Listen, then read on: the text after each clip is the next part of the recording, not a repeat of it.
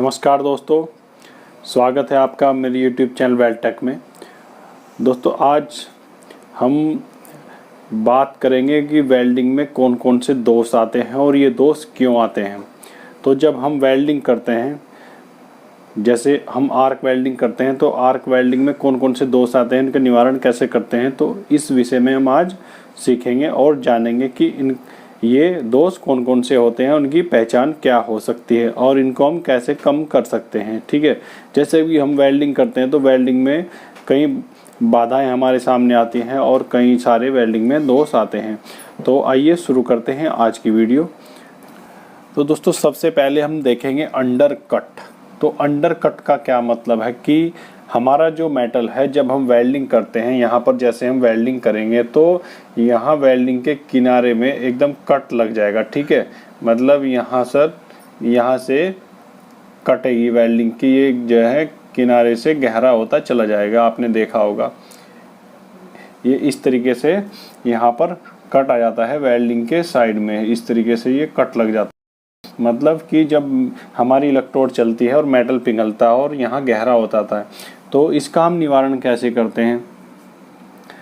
इसमें हमको क्या करना है कि जो हमारी वेल्डिंग मशीन है उसका हमें करंट सही तरीके से सेट करना है। ठीक है, जिस जो हमने मेटल का चुनाव किया हुआ है, हमारा मेटल कितना, बेस मेटल कितना मोटा है, उसके अनुसार हमें इलेक्ट्रोड का चुनाव करना है और इलेक्ट्रोड के अनुसार ही हमें हमारा जो करंट है वो सेट करना है वेल्डिंग मशीन में। तो जब हम इसको सेट करेंगे सही तरीके से, हम वेल्डिंग करेंगे तो अंडरकट आने की बहुत कम संभावना होगी। तो ये दोष हमारी वेल्डिंग में नहीं आना चाहिए।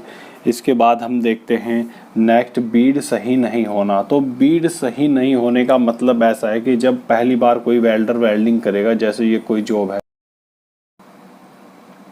तो जब वो वेल्डिंग करेगा तो कई बार ऐसा हो जाता है कि बीड टेढ़ी मेढ़ी हो जाती है। ठीक है, तो ये दोष हमारा, जब कोई नया वेल्डर होगा, पहली बार वेल्डिंग करता है, तो उसमें ये दोष आता है। तो प्रैक्टिस के साथ साथ ये दोष हमारा दूर हो जाता है।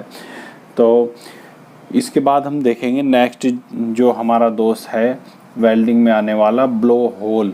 तो ब्लो होल क्या है जी, जब हम वेल्डिंग करते हैं तो वेल्डिंग करते समय जब मेटल पिघलता है, ठीक है, पिघलते हुए मेटल पे जब हमारी ऑक्सीजन, जो बाहर के वातावरण में जो गैसें हैं, तो उनका प्रभाव पिघले हुए मेटल पे पड़ता है। तो कई बार ऑक्सीजन अंदर वेल्डिंग में चली जाती है पिघले हुए मेटल में। ठीक है, मेटल का जो पिघला हुआ मेटल पूल बनता है उसके अंदर जो ऑक्सीजन चली जाती है, तो वहाँ एक बुलबुला टाइप का फूल जाता है और वो ऑक्सीजन अंदर से पिघले हुए मेटल को बाहर निकलती है, जिससे कि वेल्डिंग में होल हो जाता है बीच में। ठीक है, इस तरीके का होल हो जाता है। तो ये जो होल होते हैं इसको हम बोलते हैं ब्लो होल। ठीक है, तो इस दोष का निवारण भी हम, अगर हम अपनी वेल्डिंग का एंगल सही रखेंगे, ठीक है, और करंट का हम ध्यान रखेंगे, तो उस तरीके से हम इस दोष को कम कर सकते हैं। तो नेक्स्ट हम देखते हैं अब पोरोसिटी। तो पोरोसिटी का क्या मतलब है। इसका मतलब होता है कि वेल्डिंग में पिघले हुए मेटल में बहुत बारीक बारीक छेद हो जाते हैं, जिनको हम पिन होल भी बोलते हैं। ठीक है, पिन होल, अगर एक दो होल है तो उसको हम पिन दो होल बोलेंगे। इस तरीके से ये हो जाते हैं, तो इसको हम बोलेंगे पिन होल। अगर ये बहुत सारी मात्रा में हो गए, पास पास ही बहुत सारी मात्रा में हुए, तो इनको हम बोलेंगे पोरोसिटी। तो ये दोष क्यों आता है वेल्डिंग में। ये दोष इसलिए आता है कि जो वातावरण की, जो वायुमंडल में जो गैसें हैं, उनका प्रभाव हमारी वेल्डिंग पे पड़ता है। ठीक है, उनका प्रभाव पड़ने के कारण उसमें वेल्डिंग में छेद हो जाते हैं। तो ये इसलिए आता है कि अगर हमारी जो वेल्डिंग रोड हम यूज कर रहे हैं वो अच्छी क्वालिटी की नहीं है, गीली है, सूखी नहीं है, तो उस तरीके से भी ये आ जाता है। या फिर अगर हम मिग वेल्डिंग करते हैं, CO2 वेल्डिंग जिसको हम कहते हैं, वो हम करते हैं, अगर उसमें गैस की मात्रा सही नहीं है, गैस कम है, तो तब ये दोष आता है। ठीक है, तो ये हमारी, जब हम वेल्डिंग करते हैं, इलेक्ट्रोड के ऊपर जो फ्लक्स होता है, अगर उसकी परत सही नहीं है तब भी ये दोष आता है, क्योंकि वो फ्लक्स होता है जलने के बाद वो स्लैग के रूप में वेल्डिंग बीड के ऊपर चिपक जाता है। ठीक है, और वेल्डिंग करने के बाद हम इसको साफ भी कर देते हैं और जो वेल्डिंग हमारी अच्छी दिखाई देती है, तो उसको हम बोलते हैं पोरोसिटी। ठीक है, ये हमारी होती है पोरोसिटी। इसके बाद हम देखेंगे टेढ़ापन। तो टेढ़ापन क्या होता है? टेढ़ा उसका जो वेल्डिंग का जॉब है, जॉब हमारा टेढ़ा हो जाता है, क्योंकि वो एक धातु है। तो धातु हमेशा जब हम गर्म करते हैं, गर्म करने के बाद ठंडी होती है तो वो सिकुड़ती है, ठीक है।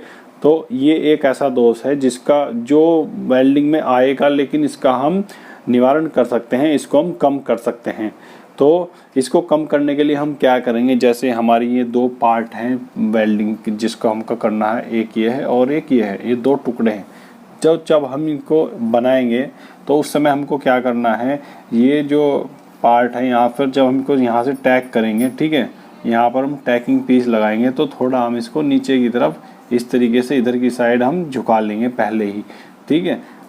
तो उससे क्या होगा, जब यहाँ पर हम वेल्डिंग करेंगे, ये हम वेल्डिंग करेंगे यहाँ, तो उससे क्या होगा कि जब इसमें धातु में खिंचा होगा तो ये अपने आप ही लेवल में आ जाएगी एकदम सीधी तरीके से। एक तो ये इसका ये तरीका है।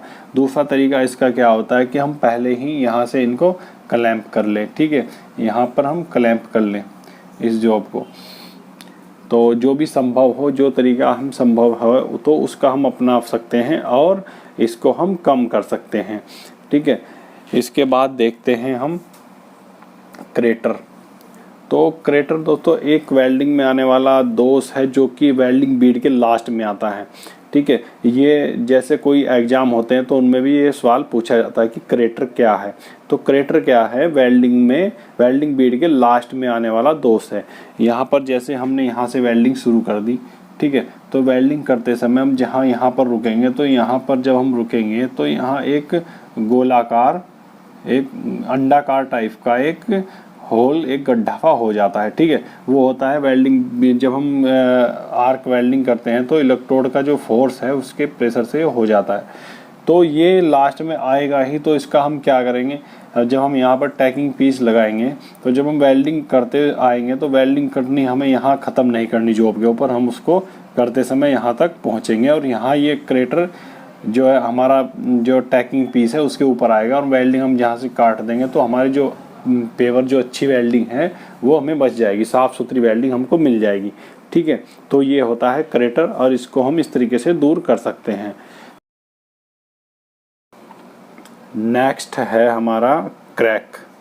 तो क्रैक भी एक वेल्डिंग में आने वाला दोष है, उसको हम थ्रेड भी बोलते हैं। तो इस तरह के उसमें लाइनें आ जाती हैं वेल्डिंग में, ऐसे लाइनें आ जाती हैं, ठीक है। तो इनको हम ऐसे दूर कर सकते हैं, जैसे कुछ मेटल ऐसे होते हैं कि उनको हम वेल्डिंग करने से पहले प्री हीट करते हैं, ठीक है, पहले गर्म करते हैं और बाद में पोस्ट हीट भी करते हैं। तो यानी कि वेल्डिंग करने के बाद भी उसको हम गर्म करते हैं और धीरे धीरे ठंडा करते हैं। तो अगर हम कुछ ऐसा मेटल है, कुछ मेटल के जो गुण हैं उनको हमें ध्यान में रखना है वेल्डिंग करते समय, ठीक है। तो जब हम वेल्डिंग करेंगे तो पहले हम उससे वेल्डिंग करने से पहले इसको गर्म करेंगे और फिर वेल्डिंग करेंगे और बाद में धीरे धीरे ठंडा होने के लिए छोड़ देंगे, ठीक है। उसको हम बोलेंगे कि प्री हीट और पोस्ट हीट। अगर हम ये तकनीक अपनाएंगे तो हमारी वेल्डिंग में थ्रेड आने की संभावना बहुत कम होगी। नेक्स्ट देखते हैं स्लैग इंक्लूजन। तो स्लैग इंक्लूजन क्या है, जैसे हम वेल्डिंग करते हैं, जैसे मैंने अभी आपको बताया कि इलेक्ट्रोड के ऊपर फ्लक्स की परत होती है और वो फ्लक्स की परत वेल्डिंग करने के बाद स्लैग के रूप में वेल्डिंग बीड पर जम जाती है। तो कई बार जब हम वेल्डिंग करेंगे, जैसे हमने एक बीड लगाई तो ये अगर हमारी बीड की जो चौड़ाई है ज़्यादा है तो हमें इसमें दूसरी बीड भी लगानी होती है, ठीक है, उसको भरने के लिए। और तो हमें क्या करना है, जब हम इसको एक बीड लगा देंगे, यानी कि जब हम पहला रन लगाते हैं उसको बोलते हैं रूट रन। जैसे सबसे पहले हम रूट रन लगाएंगे तो उसको हम अच्छी तरीके से साफ कर लेंगे वेल्डिंग करने के बाद, रूट रन लगाने के बाद, ठीक है। तो हम साफ कर लेंगे, फिर इसके बाद दूसरा राउंड हम उस पर लगाएंगे। अगर हम साफ नहीं करेंगे तो उसके अंदर स्लैग फंसा रह जाएगा और वो स्लैग जो है हम आँखों से हमें दिखाई नहीं देगा। जब हमारे जॉब का एक्सरे होगा तो तब जाकर वे उसका पता लगेगा कि इस वेल्डिंग में दोष है। तो इस दोष का हम निवारण कर सकते हैं कि वेल्डिंग करने के बाद हम इसको साफ करें अच्छी तरीके से और उसके बाद हम आगे बढ़े, ठीक है। नेक्स्ट हम देखते हैं अधूरी पेनिट्रेशन। तो दोस्तों पेनिट्रेशन क्या होता है, जब वेल्डिंग करते हैं दो जॉब को हम जोड़ते हैं उनके बीच जो एक गैप बना होता है, ठीक है। जैसे हमारी कोई जॉब है तो उसमें कम से कम 2.5 से 3 mm का हम गैप रखते हैं, 2 से 2.5 mm का भी रख लेते हैं, ठीक है। इलेक्ट्रोड का जो डायमीटर है, जैसे हम 2.5 mm की इलेक्ट्रोड का यूज करते हैं तो हम 2.5 mm का उसमें गैप रख लेते हैं। 3 mm 3.25 की है तब भी हम 2 से 2.5 mm का गैप रख लेते हैं, तो उसको उस गैप को बोलते हैं हम रूट गैप, ठीक है। रूट गैप, जैसे कि 2 जॉब हैं इस तरीके से और ये हमको जोड़ने हैं, ठीक है। तो ये बीच में जो हम गैप रखेंगे इसको हम बोलेंगे रूट गैप, ठीक है। तो जब हम पहला रन इस पे लगाएंगे, रूट रन हम इस पे लगाएंगे, तो पहला रन लगाने के बाद जो हमारी वेल्डिंग है, रूट रन है, तो जो प्लेट के दूसरे साइड जो निकलेगा उसको हम बोलेंगे पेनिट्रेशन। जैसे कि ये मान लीजिए कि हमारा ये बैक साइड है, हमारी प्लेट का बैक साइड है, तो जो बैक साइड जो वेल्डिंग निकलती है उसको हम बोलते हैं पेनिट्रेशन, ठीक है।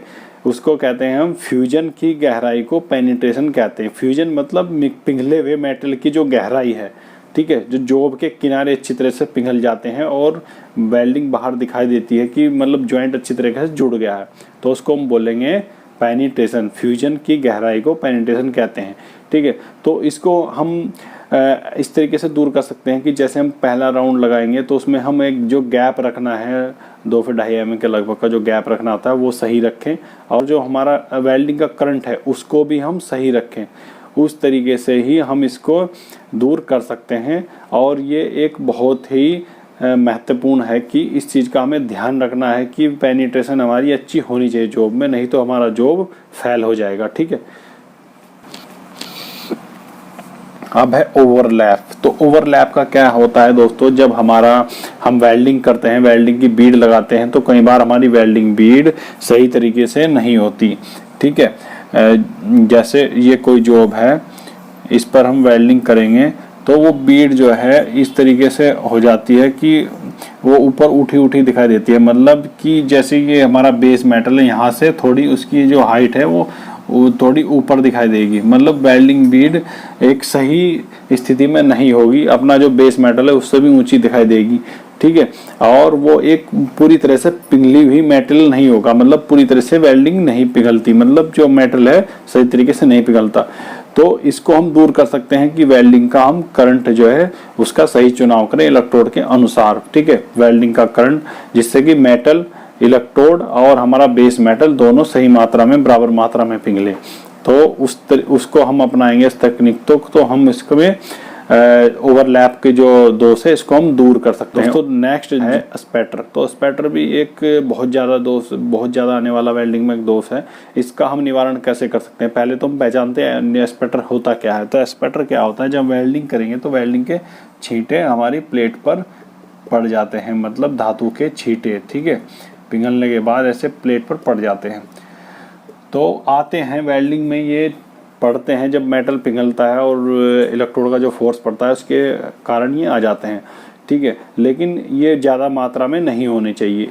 तो इनको हम दूर कैसे कर सकते हैं कि जो हमारा इलेक्ट्रोड है और बेस मेटल है, ठीक है, उसका हमें जो इलेक्ट्रोड का चुनाव बेस मेटल के अनुसार करना है कि इस पे हमें कितने mm की इलेक्ट्रोड चलानी है, ठीक है। और करंट का सही चुनाव करना है। अगर करंट हमारा ज़्यादा होगा तो जो हमारे स्पैटर है बहुत ज़्यादा मात्रा में आएंगे, मतलब धातु के छींटे बहुत ज़्यादा पड़ेंगे। तो इसलिए हमें करंट सही रखना है, उतना ही रखना है जितना की हमें ज़रूरत है। अगर करंट ज़्यादा होगा तो स्पैटर आएंगे। और वेल्डिंग का जो इलेक्ट्रोड का जो एंगल है वो भी हमें सही रखना है, ठीक है। तो हम इस दोष को इस तरीके से कम कर सकते हैं। तो दोस्तों आज की वीडियो में हमने सीखा कि वेल्डिंग में कौन कौन से दोष आते हैं और इनका हम कैसे निवारण कर सकते हैं। तो अगर आपको वीडियो अच्छी लगे चैनल को सब्सक्राइब करें, वीडियो को लाइक शेयर जरूर करें। तो आज की वीडियो में इतना ही, मिलते हैं नेक्स्ट वीडियो में।